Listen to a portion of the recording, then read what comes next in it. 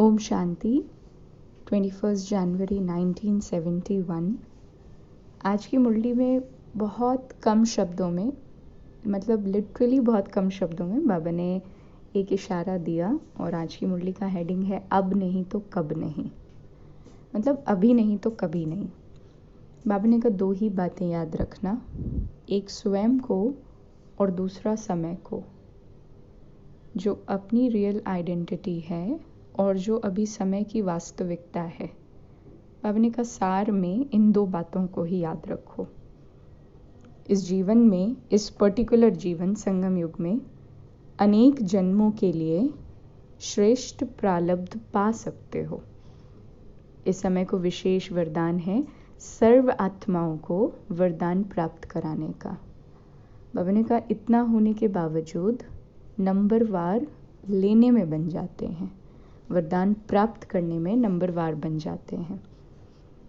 Realisation है, होता है ना, कम शब्दों में बहुत बड़ी बात किया जाना। बाबा ने कहा दो ही चीज़ें याद रखना है, अपनी रियलिटी, क्योंकि सच्चाई वो जो ना कभी बदली जा सके और ना ही वो कभी विनाश होती है। Truth is eternal. तो वही बाबा ने कहा कि अपनी वास्तविकता, शरीर वास्तविक तो नहीं है, वो अगले जन्म में बदल जाएगा। तो वही बाबा कह रहे अपनी रियलिटी सदा स्मृति में रखना कि तुम कौन हो, और दूसरा अभी समय की डिमांड क्या है। जितनी विनाशी वस्तुएं हैं, विनाशी प्राप्तियां हैं, वो कितनी लंबी चलनी है, आखिर उनका डेस्टिनी क्या है।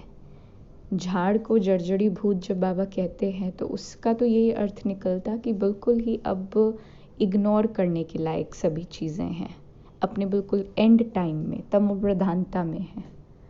तो बाबा ने कहा इस देह अभिमान को मिटाने से सर्व परिस्थितियां मिट जाएंगी।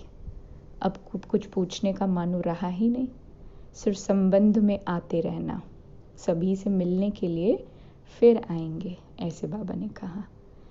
सदैव अपने को अकाल मूर्त समझते चलेंगे तो अकाले मृत्यु से भी, अकाल से भी और सर्व समस्याओं से बच जाएंगे, है ना।